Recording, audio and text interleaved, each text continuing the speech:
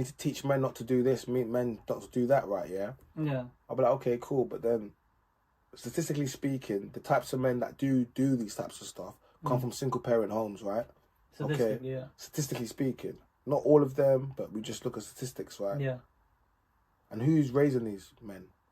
Women. A lot of the times when I speak about stuff, I'm like, well, who raised them?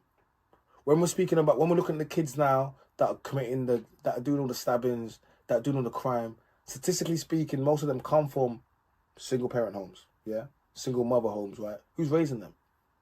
Yeah, the single women. Yeah? So whenever people always talk about, we have the stats for, statistically speaking, a child does better with the mother in its development ages, but from age 7 and upwards, the child will do better with the father. Yeah. Like, more like, and... Especially the boys, right? Yeah, especially the boys, because, see, women have estrogen, men have testosterone, right? And it's like, when you have a teenage boy, when you're raised by a woman, you become feminine. You don't realize it, but you pick up feminine traits. How could you not? You're being raised by a woman.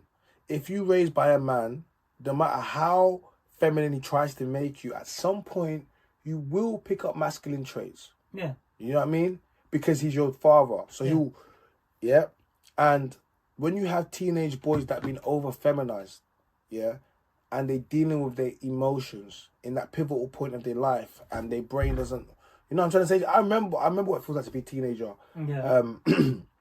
And your lack of processing and future, because in order to process life, you need to live it. Mm-hmm. Do you know what I'm trying to say to you? Like, it's actually mad.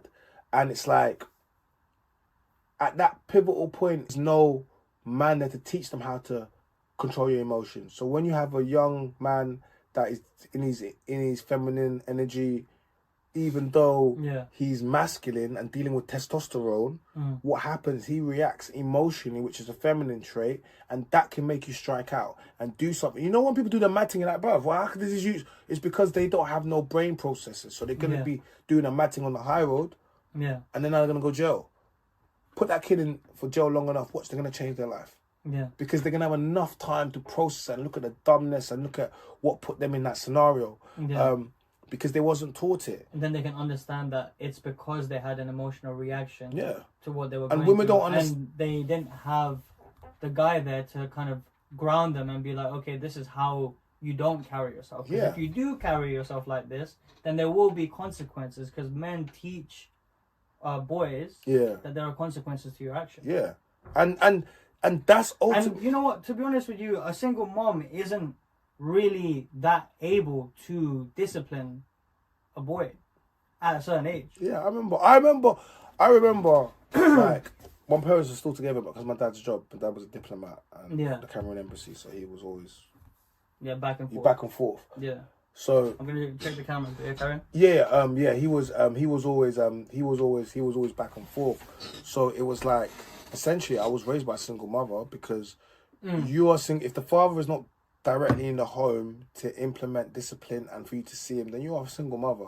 Like, it doesn't, obviously they're married and together, but that setup is a setup where if a boy cannot see his father in the home to shape and do certain things, then you're being raised by a single mother. Like, because the outcome is the same. Yes, you know you have a father. Yes, but he's not in the home. They're together. Yes. So on some, but you can't like do the monkey see, monkey do. No, you can't. And more importantly, he can't implement what he needs to do as a man. Do you know what I'm trying to say? So now you're being raised by your mother, and now you can pick up your mother's traits and all these other stuff, because that's all you can really do.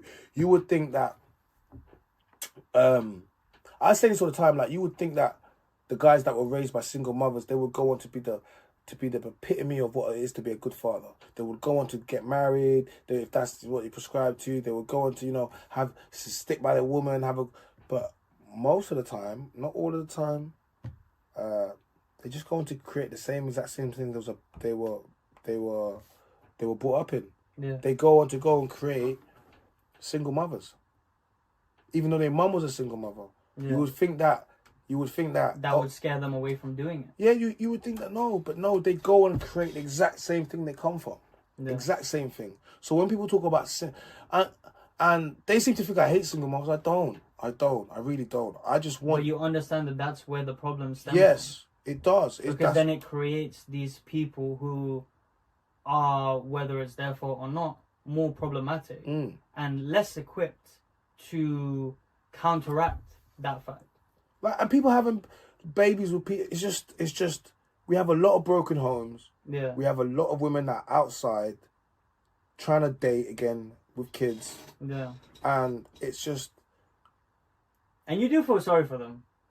That is why you're saying it. Come on, like there is a little part of you that does feel sorry for them, but at the same time, you know that, they have to feel the consequences of their actions. Yeah. I can feel sorry for you. Yeah. Like, I can feel sorry. Like, no, I don't feel sorry for them. Okay, cool. I pity them. Big difference. Yeah. Feeling like pitying you is like feeling sorry for you is like, oh my God, I'm so sorry for you. Oh, what can I do to help? Pitying you is like, damn. I pity the fool, Mr. T. You know what I mean? Yeah. Like that's what I'm more like because like I said, I'll give you one.